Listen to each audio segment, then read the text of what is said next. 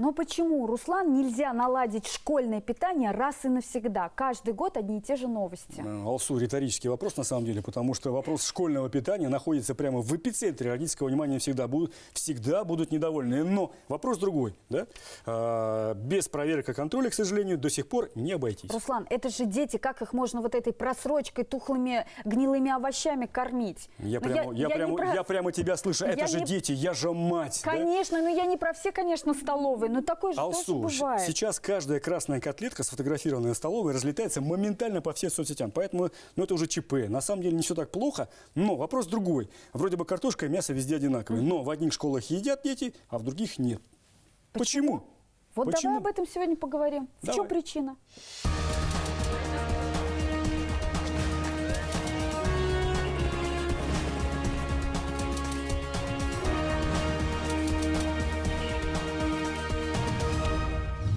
С введением единого школьного меню оно стало лучше, школьное питание, или хуже? Была сегодня холодная еда или макароны были в виде комочков. Отличная еда всегда, свежая, вкусная еда. Кто за это платит? Это как раз-таки самый интересный момент. Есть случаи разгильдяйства. Хорошая еда – это баланс соли, сахара и кислоты. Дайте возможность выбора. Дети привыкли питаться по-другому. Мы не можем рисковать, это же здоровье детей. Школьное питание вновь в топе общественного обсуждения. В новом году возросло количество жалоб. Детям не нравится вкус блюд, каши, котлеты подаются холодными. Операторы питания оправдываются. У детской еды строгие санпины. Без специй, без жарки и лишнего сахара. А дети к такому не привыкли. Родители, мол, виноваты в неправильных пищевых привычках. Качество школьного питания взял на личный контроль глава республики Ради Хабиров. Внеплановые проверки властей выявили в некоторых столовых нарушения, просроченные продукты и даже гнилые овощи. Можно ли раз и навсегда навести порядок в школьном питании? Что уже сделано, а чего не хватает? Все детали школьного меню обсуждаем сегодня в программе «Честно говоря» вместе с Алсу Сликаевой и нашими гостями. Итак, представлю. Алексей Гусев, министр торговли и услуг Республики Башкортостан, Валерий Ваха, представитель Уфимского родительского комитета, и Виталий Черевков, руководитель Ассоциации предприятий социального питания Республики Башкортостан. Здравствуйте, уважаемые гости. Здравствуйте. Валерия, вопрос вам. Все-таки в чем главная проблема? Чем недовольны родители? Ну, перво-наперво все-таки, я считаю, основные причины, да? Основные причины – это все-таки холодная еда. Но, опять-таки, это идет со слов детей. Это те дети, которые приходят домой и рассказывают, что была сегодня холодная еда или макароны были в виде комочков. Температура еды. Температура еды, это причина номер один, да? Да. Вторая уже непосредственно сама подача, то есть вид этой еды, как она выглядит. Это, опять-таки, вот эти макароны слипшиеся. То ли они переварены, то ли это качество сырья такое. Это какая-то подлива непонятная, политая сверху, которая, в принципе, не вызывает аппетита. Виталий, ну что скажете на это? Что, вот почему еда холодная?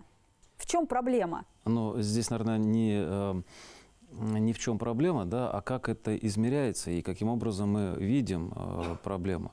Мы сейчас общаемся с родительскими комитетами. Здесь, по большому счету, надо научиться правильно взаимодействовать оператору питания со школами, с пищеблоками, с родительскими комитетами. Потому что, когда говорят, а вот позавчера или там 2 недели назад что-то было, нам сложно принимать решения на основании каких-то слов. Алексей, скажите, пожалуйста, вот как часто вообще поступают вот такие вот сообщения о каких-то нарушениях, да, о там некачественной пище в образовательных учреждениях, и как вы на это реагируете? По статистике сказать не могу, но если не ошибаюсь, у нас с сентября по декабрь прошлого года было порядка 150 обращений. Половина это по всей республике? По всей республике, да. Половина из них носила чисто организационный характер, то есть это были вопросы, которые интересовали родителей, и половина была как раз связана с качеством еды. И для того, чтобы понять, насколько нравится, не нравится, потому что есть понятие, соответственно, с нормами, да, и действительно нравится, не нравится, такой субъективный характер. Вот для того, чтобы проверить, нравится, не нравится, мы в том году специально запускали опрос. У нас поучаствовало порядка 9 тысяч родителей, которые высказали свое мнение, что они хотят видеть в новом меню. То есть мы здесь всегда как бы на общественность опираемся. Спасибо большое. Сколько еды дети оставляют на тарелках и что находится в закромах школьных кухонь? Посмотрим сюжет Тимура Давлетова и потом обсудим. Вкусная еда всегда, свежая, вкусная еда. так вот всегда нельзя делать. Школьный повар вываливает очередную порцию еды в бак для отходов. В этот день, как, впрочем, и в другой, опять получается, что деньги на ветер. Вперемешку с картошкой здесь и салаты, и хлеб, и суп. Дети просто отказываются есть. Я не люблю кашу. А? Не люблю кашу. Не любишь каши? А что любишь? А мамка дома кашу готовит? Изо дня в день количество жалоб все только растет. В некоторых школах из меню, например, исключили печень, заменив ее на красную рыбу. Но ее дети не едят. Я просто готов был плакать. 70% даже не притрагиваются. А если еще туда овощи потушить, еще хуже. Невкусно готовит или продукция просрочена? Ответ на этот вопрос искали проверяющие из контрольного управления главы региона. Белых перчаток, как в ревизоры, мы не надевали, но зато, вооружившись камерой, сразу направились в школьные закрома. Тут мы сразу нашли просрочку. Напиток витаминизированный, что-то вроде юпи или зука, только современный. Смотрим дату изготовления. 06, 02, 20, то есть февраль 2020 года. Переворачиваем, смотрим, сколько срок хранения. Срок хранения 12 месяцев. 6 февраля 2021 года. Сегодня 19. По соседству лимоны, явно не первой свежести. Нам вот привозят лимоны, они через 2-3 дня сразу портятся. То ли замораживаются. Ну, я с вами не согласен, до такого состояния лимон за 2-3 дня не испортится. Вот именно 2-3 дня. А это уже школа в Дорогино Уфимского района. Стоит на аутсорсе у той же компании, что и школа в Нижегородке. Едва прошли внутрь, и вуаля, снова просрочка. Целый холодильник. От старого этикетку зачем сюда на свежий в завоз положила, я спрашиваю. Значит, ошибочно положил. Вот. И как отличить, какие из них нормальные, а какие нет, непонятно. А еще куча проблем с документацией. Кто-то что-то не вписал, куда-то что-то не доложил. В общем, разбираться тут еще будут очень долго. Красноречивее всего о том, насколько вкусно кормят в школе, говорит вот этот стол разносов, куда приносят недоеденную пищу. Ну, вот, как видно, большую часть ребята не притронулись, но вот зато есть и такие тарелки, которые полностью опустошены. Основной закон, которому подчиняется еда, приготовленная на школьной кухне, это нормативы Роспотребнадзора. Но понятие «вкусно» или «нет» в этих нормативах, увы, отсутствует. А то и видно, дети, неохотно поковыряв кашу, относят ее назад. Мальчик, а ты почему ничего не поел? Вот, поел. Ну что ты здесь совсем капельку? Не вкусно было, что ли? Утром поел. А почему котлетку не ешь рыбную? Не люблю рыбу. А ты что, почему даже не притронулся к порции? Ничего не кушаешь? Не хочу кушать. С утра позавтракал? Проверяющие посещают до 10 школ в неделю, при этом не только в Уфе, но и в районах республики, без предупреждения. И главным критерием качества питания, по их мнению, это когда остаются пустые тарелки, а иначе бюджетные миллионы так и будут утекать в корзины для отходов. Сколько операторов входит в вашу ассоциацию? 25 операторов по всей республике. 25. А всего сколько операторов в республике? Около 50. Около 50. То есть, по сути, большую часть республики кормят операторы питания, которые входят в нашу ассоциацию.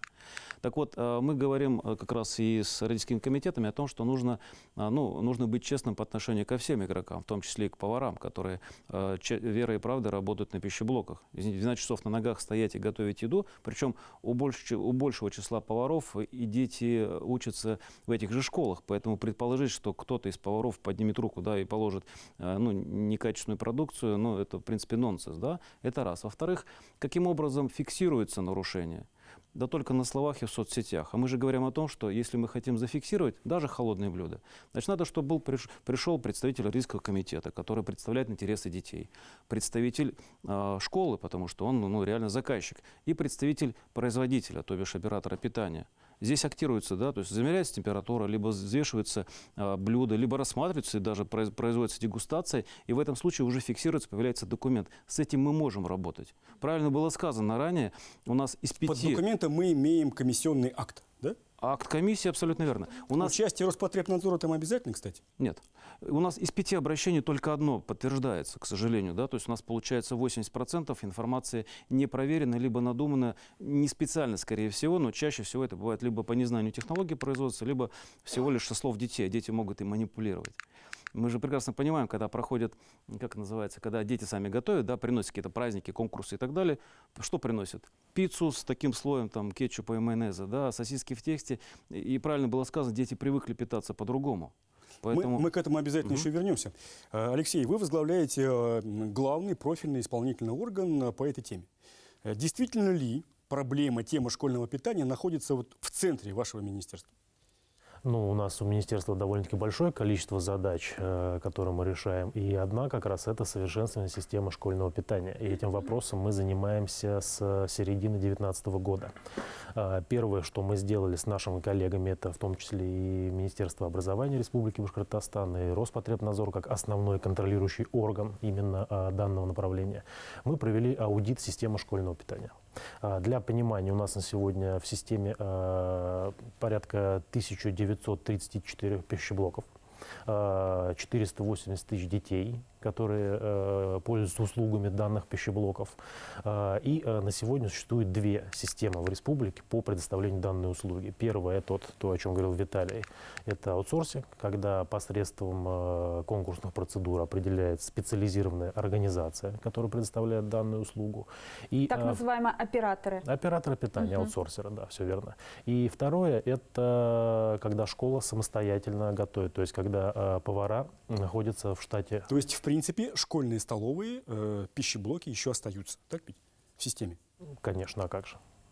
И когда мы проводили аудит, у нас, в принципе, вне зависимости от того, каким способом было организовано питание, то есть это аутсорсинг, либо самостоятельно, были выявлены проблемы, они были одинаковы для обоих случаев. И здесь мы поняли, что для того, чтобы это изменить, нам нужно как раз разработать систему. После чего как раз в конце 2019 года у нас появился стандарт предоставления данной услуги, который включает в себя довольно-таки большое количество направленний, начиная от единых вариантов республиканских это вот меню. Единое меню. Закупочная какая-то там у вас Все история, верно, да? да. Скажите, пожалуйста, это какая-то федеральная история, федеральный стандарт, или это вот каждый субъект принимает для себя решение? Каждый субъект принимает для себя решение. Наш стандарт, он включает в себя довольно-таки большое количество направлений. Плюс мы активно работаем с Минсельхозом, потому что задача же не просто вкусно и полезно накормить. Вторая задача экономическая – это увеличение представленности продуктов именно республиканского происхождения в данной системе. И я считаю, что мы идем в правильном направлении, потому что, во-первых… Кстати, об этом, да? Вот какой процент местных продуктов было в начале этого пути и сейчас? До этого это было порядка 50%, сейчас это уже, по-моему, перевалило уже планку за 70%.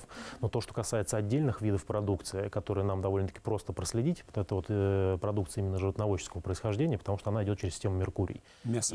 Да, мясо. И по данным нашего центра ветеринарии, если в начале 2019 года у нас процент республиканского мяса был представлен в школьном питании, это порядка 9%, то сейчас уже эта цифра подошла к значению 87%. Участников, операторов школьного питания в республике много, и у каждого из них своя позиция, свое мнение на эту тему. Мы поговорили с некоторыми из них, давайте посмотрим, обсудим. При составлении меню учитывается распределение калорийности по приемам пищи. Так, на завтрак должно быть выдано детям 20-25% от суточной калорийности, а на обед 30-35%. И примерно это составляет на завтрак для детей 7-11 лет около 500 килокалорий, на обед около 700 килокалорий, а для детей старшего возраста чуть побольше. Ездили мы по школам и смотрели, как дети кушают. Вот. А есть такой момент, что дети просто не едят. Вот. Мы смотрели, я сам лично пробовал. Дети просто ложку-две супа съедят, второе даже не притрагиваются. Подходили вместе с директором школы, спрашивали, а почему не едите второе? Наверное, невкусно. Почему, наверное? Вы попробуйте кашу, она вкусная каша. Ну, знаете, мне она не нравится. Ну, ты попробуй, может, она тебе понравится. Ну, наверное, она мне не понравится. Ну, ты попробуй, прямо стоит, настаивает. Нет, не хочу. А почему не хочу? А потому что я не знаю, что такое каша. Потому что в семье не готовят кашу. И вот такое ощущение, что как будто наши дети немножко зажрались, и они привыкли больше к фастфуду. Как говорят французы, нужно взять хороший продукт и не испортить его. Хороший продукт – это не значит дорогой продукт. Абсолютно простой, может быть, самая простая морковь, она может быть вкусной. самые простые, банальные вещи, как нам кажется, они могут быть вкусные, но они должны быть хорошие и качественные. Я про это. Соответственно, если это говядина, должна быть хорошая говядина, свежая, мясная, жирная, да, ну, в меру жирная. Если это молоко, то это должно быть цельное молоко. Если это сливочное масло, соответственно, просто хорошее сливочное масло с правильным содержанием жира и животных белков и жиров, соответственно. Есть такая поговорка: врач прячет ошибки под землей, а повар под соусом, и она работает. Ну вот понятно, когда крупный оператор работает с поставщиками, а вы же сказали, что у нас еще действуют отдельные столовые, как мини-операторы, да, при школе. У них кто директор вот этой вот, кто отвечает? Директор школы? Как это, вот чем они отличаются, вот эти мелкие операторы, от крупных? Здесь речь идет не об операторе. Во-первых, у нас по закону образования за качество питания в любом случае несет ответственность директор образовательного учреждения. Это однозначно. Во-вторых, там, где у нас идет организация, именно не представление, закупается не услуга, то есть по производству, да, а именно закупаются продукты. Да, конечно, в этих школах есть определенные вопросы, потому что школа сама, если она сама предоставляет данную услугу, не всегда может иметь в штате необходимых специалистов. И это очень важно, потому что процесс школьного питания, он довольно-таки трудоемкий. И он подразумевает наличие как раз специалистов определенного профиля, которые могут контролировать как приемку сырья по качеству, так и непосредственно процесс приготовления блюда и, в конце концов, составления самого меню. Потому что у нас на сегодня, чтобы составить школьное меню, нужно соблюсти свыше 15 параметров. Ну подождите, школьное меню вы уже для всех составили, 3 вида меню.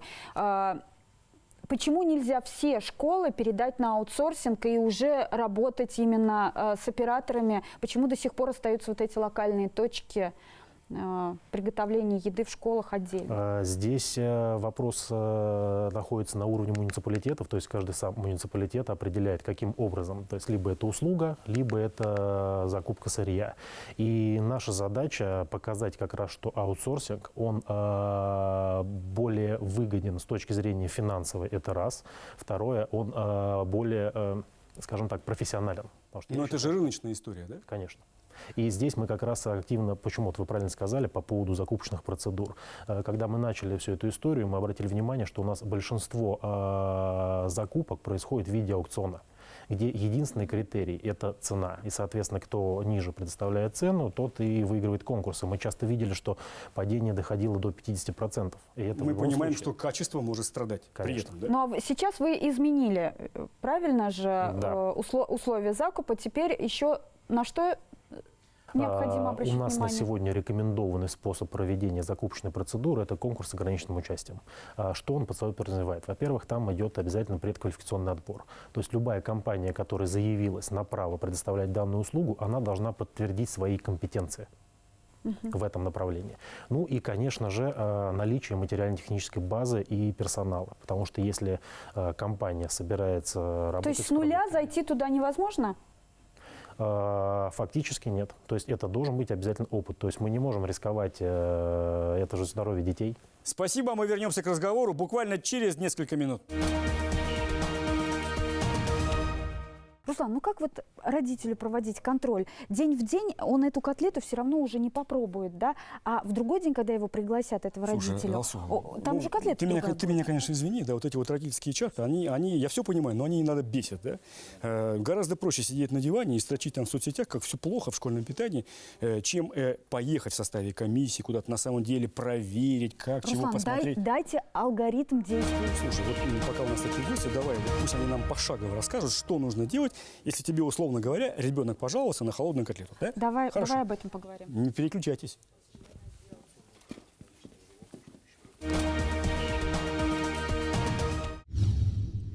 В эфире БСТ, программа «Честно говоря», и сегодня мы обсуждаем тему школьного питания. С 1 сентября прошлого года во всех школах ввели единое меню.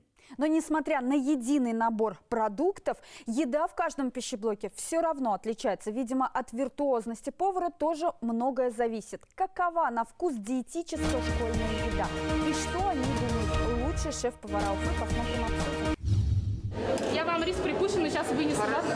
Это компот из яблок, это витаминизированный кисель, пожалуйста. Мне слипшиеся макароны, в аккурат посыпанные сыром, красиво нарезанные салаты, а также пюре с сочной котлетой. От разнообразия меню глаза разбегаются и невольно хочется все попробовать лично.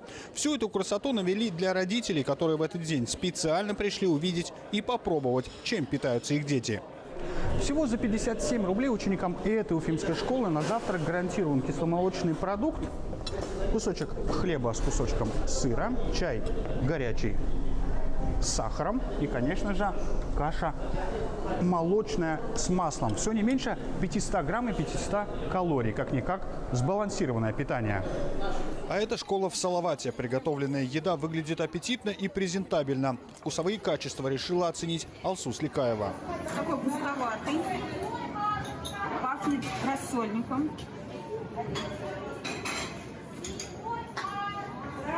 Мне нравится. Но мяса маловато. Я дома варю. Мясо побольше кладу, конечно. И самое главное, что она мягкая. У плова должно быть много специй, но тут специи. Я думаю, что вот именно в таком духе я бы своего ребенка как раз кормила бы без специй. В принципе, это не плов, конечно, это каша с мясом. По сравнению со 121-й гимназией небо и земля. Не зря получается, что школьники тут жалуются на холодную и невкусную пищу. Так или иначе, сделать конфетку из известного нам предмета можно, считает один из лучших шеф-поваров Уфы. По его мнению, необходимо лишь добавить недорогих ингредиентов. Например, нелюбимую детьми кашу варить на кокосовом молоке или добавить туда нарезку из ананасов. В жизни, наверное, важен баланс, а в кулинарии тем более. Правильная еда, правильное блюдо – это баланс кислого, соленого, сладкого, иногда горького, 4-й вкус, да, и есть 5-й вкус умами, про который мы сейчас, наверное, говорить не будем. То есть хорошая еда – это баланс соли, сахара и кислоты. Несмотря на все разнообразие меню, порой, признается шеф-повар 121-й гимназии, дети не всегда съедают приготовленную пищу. У них спрашивают, что вы хотите, жареную картошку, вот что они любят, а так... Картошку, бургеры кричат, чипсы. Вот это мы будем. А так йогурты порой даже не едят. Потому что не привыкли, видимо, родители другим питанием дома кормят, поэтому... А вот у родителей своя правда. Ничто иное, как показуха, считают некоторые. Еще бы, в этот день в гимназию приехала целая комиссия чиновников во главе с министром. Продегустировав завтраки и обеды, они поделились своим мнением. Детям дают всегда макароны с сыром. Не все дети едят макароны с сыром. Вопрос, почему не дать один раз макароны без сыра? У меня даже лично дочь, она говорит, что неаппетитный вид блюда. То есть непонятно, чем полили, для них это непривычно. Чтобы дети побыстрее спускались со своих классов, чтобы заставали еду теплой, потому что иногда они задерживаются, еда уже остывает. И, они, конечно, холодные не всегда может приятно кушать. В итоге после дегустации родители на бланках выставили свои оценки. Все отзывы должны взять в работу. Глава региона Ради Хабиров поручил главам муниципалитетов в ближайший месяц уделить больше времени школьному питанию. А пока руководитель Башкортостана оценил работу в сфере питания как слабенькую. Вы знаете, у меня вопрос к Виталию. Да? Одинаковый набор продуктов, единое меню, приготовлено без нарушений, как положено, но невкусно. Чем это можно объяснить? Потому что повара разные. Подготовка разная. Дети где-то более избалованы, где-то менее избалованы. Что? Корова была Давайте разделим на две части. недовольная. Первая технология, второе вкусовые предпочтения. Давайте про технологии. Вот возьмем для примера ближайший Уфимский район. 69 объектов, школы, детские сады. Если мы предполагаем, что в прежнем формате каждая школа закупала сырье, каждая школа готовила сама по себе, это 69 шеф-поваров, 69 разных поставщиков и, естественно, разные блюда. Когда мы стали делать стандартизацию, в данном случае, если Уфимский район, то под Уфой построена специальная фабрика, то есть производство полуфабрикатов, где в одном месте приходит сырье, контроль качества, происходит обработка, контроль технологий, и конечный продукт, который проверяется прямо здесь. И мы понимаем, что теперь по всему Уфимскому району у нас одинаковые биточки, одинаковые котлеты, которые приезжают и сделаны по стандартам. И это говорит о том, что вкус одинаковый везде. И мы проводили специальные дегустации с родителями, как в школах, так и на производстве, одинаковый вкус. Виталий, я к чему говорю? Теперь Прошу вкусно, прощения, невкусно. Да? Приготовлено по технологии. Вкус одинаковый, но невкусный. вкус одинаково невкусный. Но без нарушений. Приготовлено без нарушений. Если мы добавим кетчуп, майонез, поперчим, будет очень вкусно. А если еще и пожарим с чесночком, будет здорово. Вкусовые предпочтения. К сожалению, да, меняется, да, и культура потребления меняется, и мы здесь ведем разъяснительную работу. Когда мне мама говорит, мамаша, да, говорит, слушайте, ну у меня ребенок в принципе каши не ест. Ну, мы понимаем, что Мы это понимаем, полезно что и это правильно, полезная Ну еда. что но делать-то тогда? Ну вот вы решаете этот вопрос, что у всех Крик родительской души. разные вкусовые предпочтения. Я себя ставлю на место школьника и понимаю, что вот эта вот одинаковая еда каждый день, ну, я понимаю, что она меняется раз в 10 дней, да, но она всегда Ну, Алсу, одинаково безвкусная. мы понимаем, что унификация меню все равно кратно уменьшила количество жалоб, насколько я понимаю. Ну, уменьшил. Во-первых, уменьшало. Во-вторых, здесь, понимаете, момент какой? Вкусно-невкусно, да? 480 тысяч пользователей. Ну, надо понимать, что мы... 500 000 детей, да. Что мы Дайте говорим... возможность выбора, дайте возможность буфета, что-то покупать. Но ведь, в принципе, этого практически Кстати, нет. да. Ну, по буфету у нас, да, действительно сегодня закрыты. Закрыты они по рекомендации Роспотребнадзора в связи как раз с пандемией. То есть это временно, они могут Это вернуться, временно. да? Ну, это не то, что могут. Я Должны надеюсь, что в вернуться. ближайшее время они вернутся. Да, Но потому что буфеты там ситуация- можно купить, допустим, стейк или какую-то повкуснее котлетку, или котлетку... Стейк в школьном буфете? Либо котлетку, на которую кетчуп налили. Давай в буфете спросим у можно? Валерии. Давай спросим у Валерии. Вот ваш ребенок бы, если бы работал буфет, он бы где охотнее питался? В буфете. В буфете. За Это- деньги. Да. Чем? За чем, те же самые деньги. чем кормят в буфете? Ну, естественно, печеные. Та же самая пицца, та же самая сосиски, булочки, соки. Ребят, мы упускаем важнейший момент. На самом деле, кто за это платит? Да? Родители. Нет, не за буфет. А за буфет Не за родители. буфет, да, за школьное питание. Цена вопроса. У нас на сегодня стоимость рациона 57 рублей с небольшими копейками. Это для детей с 1 по 4 класс. Бесплатное питание. Виталий, этих денег вообще достаточно для того, чтобы удовлетворять те санпины, требования Роспотребнадзора к калорийности питания, Но вкусности? с учетом роста цен за последний год, очень резко выросли цены на многие продукты, очень тяжело укладываться в эти нормативы. Мы же понимаем, что с одной стороны санпин, с другой стороны цена на сырье, с третьей стороны На это чем затраты. экономите? На чем экономим? У нас есть хорошая, очень сильная поддержка и от Минсельхоза, да, оптимизация работы. Кстати, вариант с производством. Да, любой конвейер – это уменьшение издержек. Если мы говорим, что полуфабрикаты производятся в одном месте и потом развозятся, да, мы, естественно, здесь сокращаем наши издержки. Второе. Имея понимание и статистику, сколько мы закупаем продукции, мы становимся крупным покупателем. И проводя переговоры с поставщиками, которые идут навстречу нам, да, и в нашу ассоциацию, нашим операторам предлагают по более умеренным идут ценам. оптовые расценки. И у нас уже получается снижение цены, да, на входной цены. Вот. Ну и оптимизация. Давайте честно говоря, да, все-таки на 60 рублей сложно составить такой, полноценный рацион, меню, вот, с соблюдением всех необходимых калорий. Сложно. Сложно, но если смотреть, допустим, статистику за тот же самый 17-18 год, у нас были муниципалитеты, где стоимость разового приема пищи составляла 15-18 рублей. И давайте все-таки дадим слово детям, чем и как они хотят питаться в школе. Что бы вы хотели бы, чтобы добавили в меню? Но я бы хотела, чтобы было больше разнообразных блюд, чтобы они понравились всем, и детям, и взрослым. Например? Например, допустим, на обед давали там, допустим, и картошку, и какой-то другой гарнир. Ну, чтобы было много выбора. Больше овощей, потому что, когда я питалась, там такого не хватало. Сейчас уже не знаю, что там дает, я не питаюсь тоже в столовой. Десерты, допустим, более вкусные, чтобы были. Фрукты какие-нибудь, все это присутствует, но более больших количествах. Те же самые пиццы, которые когда-то в младшем классе давали. Вот. Ну и все остальное нормально. Может быть, здесь тоже, если родители будут доплачивать, допустим, какую-то часть, может быть, вкуснее будут готовить? Не у всех есть возможность, это во-первых. Да. Смотрите, здесь все-таки нужно понимать, о чем мы говорим. Да? Вкусно-невкусно, полезно-не полезно. В первую очередь, что должно себя представлять школьное питание? В первую очередь, оно должно быть безопасно. Второе, полезно. И третье, ну это объективно, да, уже вкусно, потому что мы же говорим о здоровье. У нас действительно есть очень жесткие требования, которые мы должны выполнять в этом плане.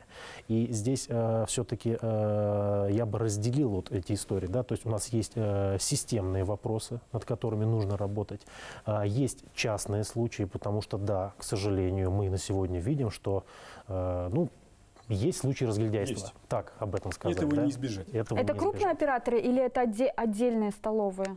Ну вот смотрите, у Какая-то нас на есть сегодня вот- 1934 пищеблока. У нас на школьных столовых работает свыше 4000 человек.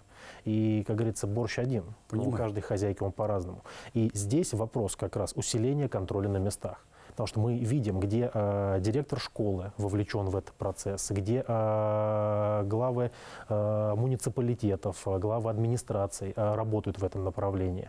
Там ситуация выправляется.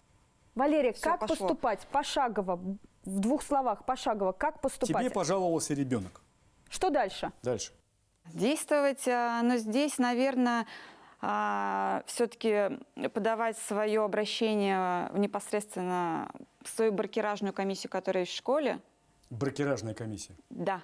У меня есть предложение, которое мы сейчас активно отрабатываем с родительскими комитетами. Завтра я еду в один из районов, мы встречаемся с директором школы и с родительским сообществом.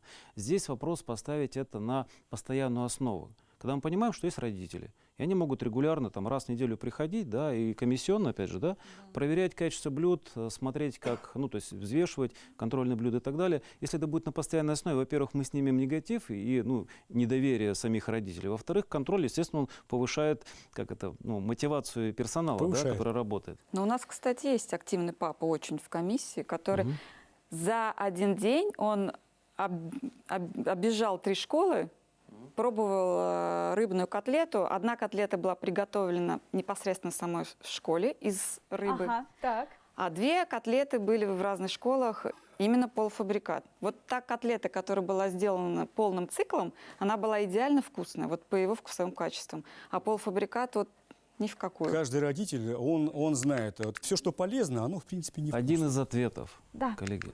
С апреля по август дети сидели дома и кушали домашнюю еду. И, естественно, к 1 сентября, вот за полгода, просто уже отвыкли от школьного питания. Ничего объективные не причины, поменялось. согласен, да, Меню согласен. то же самое, мы его не изменили. Да? Продукты те же самые, мы их не поменяли. Но второй момент, должно быть качественное сырье. Если, к слову, об этих несчастных макаронах, которые после варки почему-то слиплись на тарелке у ребенка, это вопрос либо повар переварил, либо это некачественное сырье. Потому что одно дело, когда идет аукцион на определение оператора питания, кто будет поставлять и кормить наших ребят, да, в школах. А второй момент, как он закупает эти продукты на стол. То есть если речь у нас идет о 223-м федеральном законе, то эти контракты на поставку товара мы посмотреть как общественная организация не можем. А хотели бы, конечно. Конечно. Это как раз-таки самый интересный момент. Ну вы Потому задавали что эти те же вопросы самые Виталию? макароны, они должны быть с хорошим содержанием белка. 14 грамм, не менее. То есть они будут Ну, качественного вы прям про сорта. итальянские ведь макароны говорите. Они должны быть съедобными. А у нас в России такие макароны Но делают? нельзя 10 грамм белка давать детям. Но это лично мое мнение. То есть какое сырье закупается именно оператором питания для приготовления уже готового Тут, собственно продукта? говоря, мы переходим к принципиальному вопросу. Да? Унификация, укрупнение системы школьного питания в плюс сработала? Я считаю, что да. Могут ли родители, общественные организации родителей, проверять контракты на поставку продуктов? Да, конечно. Более того, у нас на сегодня создан единый контракт, который включает в себя техническое задание на то, какие продукты должны быть. И там все параметры полностью прописаны. Резюмируя наш сегодняшний разговор, да? Виталий, скажите, пожалуйста, вы считаете, что мы в теме школьного питания движемся в правильном направлении? Абсолютно, да. Валерия, опять же, резюмируя наш сегодняшний разговор, вы как считаете, что какие главные критерии? Учет и контроль? Учет, само собой, контроль обязательно с родительской Министр стороны. вам сказал, что вы имеете право, как общественная организация, смотреть Я контракт? услышала. Обязаны. Обязаны. Да, надо, чтобы родители перестали быть диванными критиками, на самом деле, и непосредственно посещали сами школьные столовые, не стеснялись спрашивать и пробовать. А есть с этим трудности? Ну, я думаю, что да. Я имею в виду с привлечением их к этим проверкам, да? Да, потому что многие слушают своих детей, услышали, тут же написали в чат. Сколько вам нужно еще времени?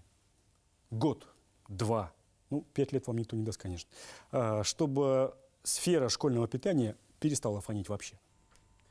Это Я вообще думаю, возможно? что вообще... К этому надо стремиться. Конечно же, что стремление есть. Самое главное, у нас есть понимание, что для этого сделать. Но чтобы не было вообще обращений, это, наверное, сделает крайне проблематично. Свести их к минимуму. Да, конечно. Это возможно. Да. Будем к этому стремиться, да, да. Чтобы наши дети не на прием пищи ходили, а кушали. Уважаемые гости, большое вам спасибо за продуктивный, конструктивный и, главное, честный разговор. Школьное питание пусть будет лучше. Пусть Спасибо наши дети едят. большое. Спасибо вам большое. Спасибо. Спасибо. Считаю, Руслан, что на 57 рублей с копейками накормить вкусно и полезно, очень сложно. Да уж, на эти деньги не разгуляешься, много мяса в тарелку не положишь. Катерина, сколько стоит этот салат? 65 рублей. Дороговато, дороговато. Я про что и говорю. Ведь еще проблема в том, что дети просто не успевают поесть. Не хватает им перемены. На самом деле проблем много, да, и недовольны будут всегда дети, а уж тем более их родители во всем, что касается питания. Руслан, главное контроль и еще раз контроль. И дополнительные котлеты. И все будет хорошо. Тебе слово. Как совместить в одном школьном меню вкусную и здоровую пищу? И как при этом впихнуть нужные калории в скромный бюджет? Нет повести таинственнее на свете, чем повесть о котлете и диете. На самом деле рецепт хорошей школьной кухни простой. Надо добавить по вкусу свежие продукты, качество и немного совести. До свидания, приятного аппетита, берегите себя и своих близких и смотрите, честно говоря, на канале БСТ и во всех соцсетях страны.